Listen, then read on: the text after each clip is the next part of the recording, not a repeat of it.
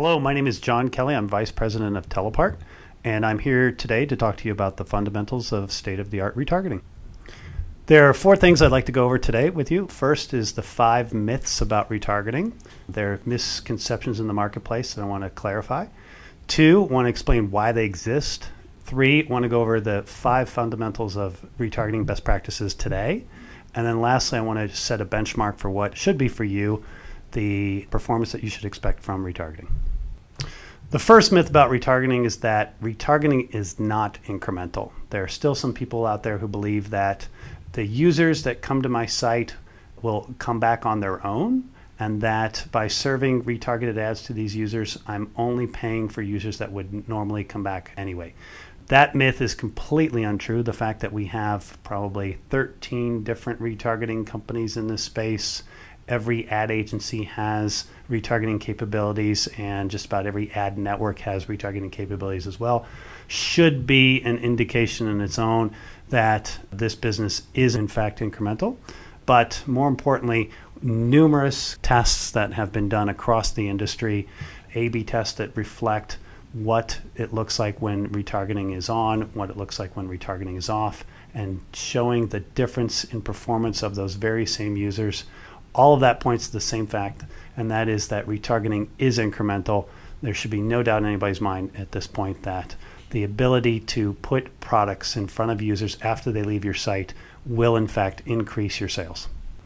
The second myth that exists in the marketplace is that clicks don't matter. And by that we mean, I'm referring specifically to the ComScore study that was put out recently, where they said that the real benefit of display ads, in particular retargeted ads, is that the ads are being seen, not that they're actually being acted upon or clicked.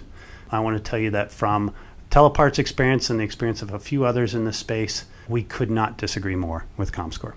The parallel here is as if you wanted to say to people in the offline space, it's not important how many people come to your store, it's actually more important how many people saw the ad. That in our minds makes absolutely no sense, but more importantly, we have significant amounts of data that can show to every advertiser in the industry that the click is a primary indication of purchase intent. It tells you a few things. 1, that the ad was seen, that it was above the fold, that it was 2, that it was compelling, that the product or the ad itself was compelling to the user so they click through to learn more. And 3, that the ads that are being shown are effective in harnessing that interest that the user has in what's being displayed. So when you look at the differences between an ad that is seen and an ad that is clicked, it's pretty significant. The purchase rates for people who've clicked are significantly higher than those who've seen. The halo effect of the click is very predictable, so that when you see a certain segment of users who have clicked on an ad, you can normally see a pretty tight band of what we call view-through conversions that happen after that, of people who have only viewed the ad and then made a purchase. That tight band of correlation between the two is very significant, because if you see stats that are out there showing a correlation that is too different from the click to view ratio, then you'll know that something is amiss. And in fact, when we look at the ComScore study, we think that that was fairly flawed in its assessment that for some reason the clicks don't matter.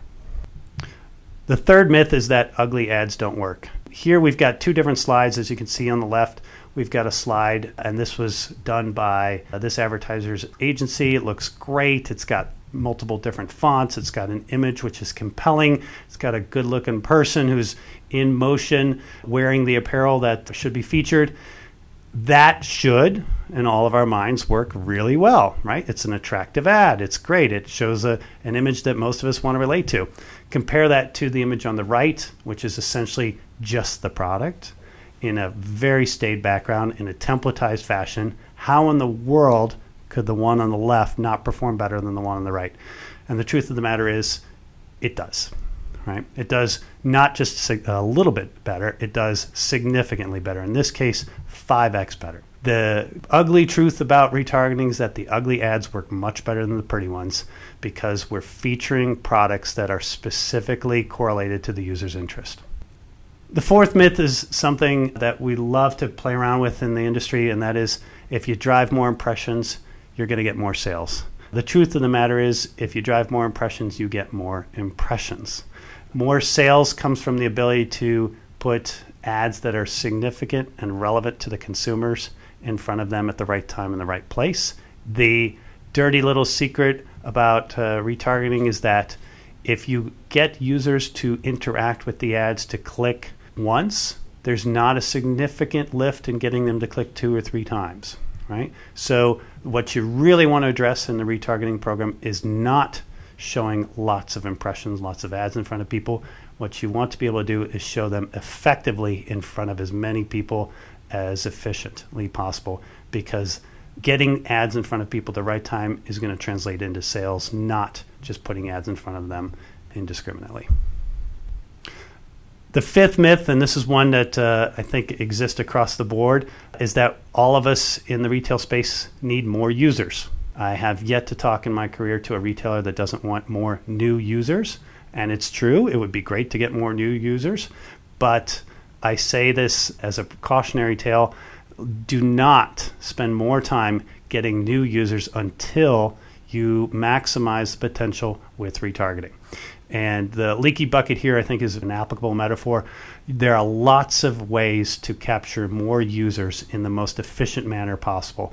When you talk about retargeting, you've got a user who is already familiar with your brand, who's already familiar with your site, who's already familiar with your products, but has decided to leave. That user is one of your best qualified that you'll get. Addressing that user and making sure that you have maximized the potential to convert that user is going to be some of the best and most efficient marketing dollars you can spend. As opposed to trying to get new users, and these are people who are maybe not familiar with your brand, certainly not familiar with your site, probably not familiar with your products, that's going to be some of the least efficient dollars that you can spend. I think it's very important when you're evaluating your marketing channels that you maximize the potential with retargeting before you move on to new user acquisition. So why do these myths exist? Why are these things in the marketplace? Well, it's essentially because retargeting has been around in the marketplace for about 10, 12 years. And retargeting is kind of a global term in the same way that you might say a car is a global term. But what we've seen over the last several years is that the ability to get an ad in front of somebody who has been to your site has evolved significantly. And what was an ad just to come back to the site, essentially a static ad in front of users, all priced at the same amount, has evolved into an extraordinarily dynamic technology today. And when you look at the ability to not only just get an ad in front of somebody, but an ad that has the specific products the user's interested in, that has products that they might be interested in but haven't yet seen on your site, the ability to price this in a dynamic fashion, all of this means that we now have a new generation of technologies which have enabled us to become much more efficient, much more scalable in the industry than has existed in the past. And I draw the parallel here between driving a Pinto and driving a Ferrari. If you drive a Pinto, yes, you are driving a car. But if you don't know the difference between a Pinto and a Ferrari, one has a lot more horsepower, a lot more speed, a lot more capabilities, and that is essentially the state-of-art technology that exists today. The first fundamental for state-of-the-art retargeting today is you want to make sure that you are using a provider that can generate personalized dynamic creative. By that we mean every impression should be individually tailored to the user. The user should see in the ads the products that he or she has looked at on your site.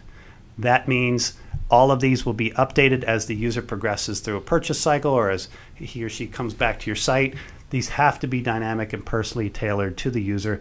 If you're not doing that, make sure that you talk to your provider and insist on using a personally dynamic creative, because that will perform much, much better than static creatives. The second fundamental that you should be looking for is recommended products. So in this example, I took a look at the sweater, the multicolored sweater on the upper left-hand side, and later got retargeted by ads that included products I had not seen. And those are all the other sweaters that you can see in the ad units.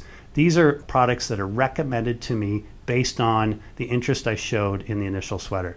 So these are usually products that others who have looked at the original product have also made purchases of.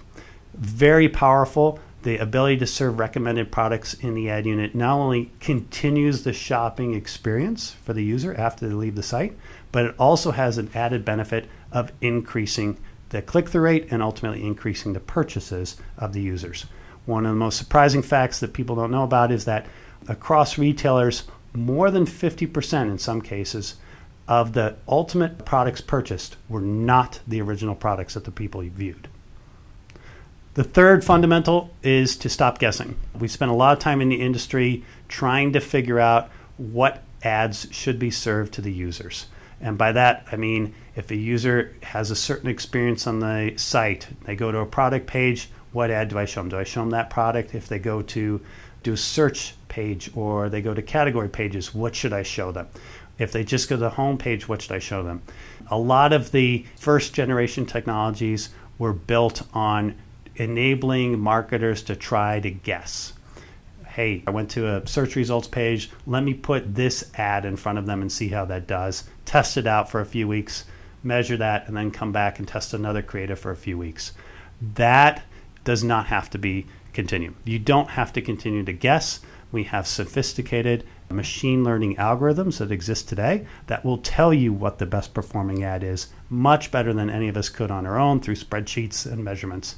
These technologies get smarter as more data comes in, and we'll be able to, with a fairly strong degree of confidence, show the correct ad, the most efficient ad to the users at the specific time that it's being shown. Fundamental number 4 is make your provider bear the risk.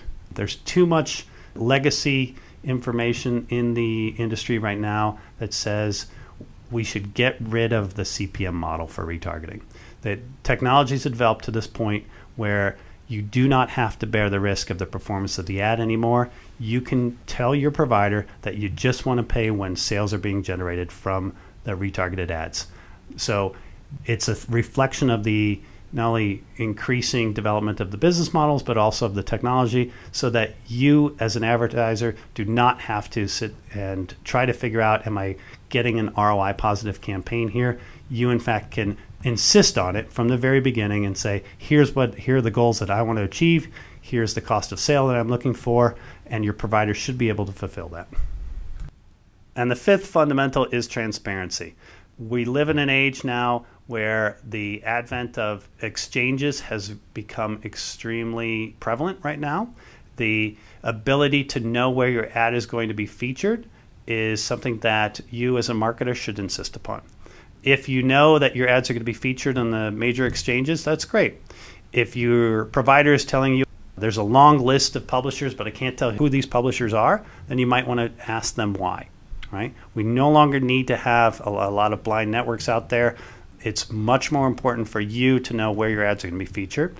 And then secondly, when we talk about transparency, you should also have transparency on what the program is doing. You should know that when you're turning on a retargeting program, that the sales are in fact incremental, and by how much. Insist on getting an A/B test from your provider. Make sure that that provider proves to you the true value that they're bringing. And then thirdly, under this point, we want to make sure that you know how these users are responding to your ads. Don't just get reports on how many impressions were served or how many clicks were done. Start getting impressions on how these users have reacted. The users are the one who are buying. The users are the one who are driving your sales. Insist on knowing how many users are we looking at here, how many have been targeted, how many of them are actually clicking through and buying. That's your best metric for the success. It's not how many impressions were served or how many clicks. Their users are going to be served lots of impressions. Their users are going to click a lot. Insist on knowing how many of the unique users you're actually affecting. And the last point is the benchmark on what is a truly successful retargeting campaign. When you look at retargeting, it has traditionally been in the early years a nice to have. No longer is that the case. Retargeting is de facto best practices for all retail at this point. And you should know that when you're looking at how much revenue, incremental revenue, you should expect to see, it's anywhere from 5 and 12%. That is 5 and 12% top line growth to your revenue. If you're not seeing that, you should talk to a provider that can start to generate this type of returns for you.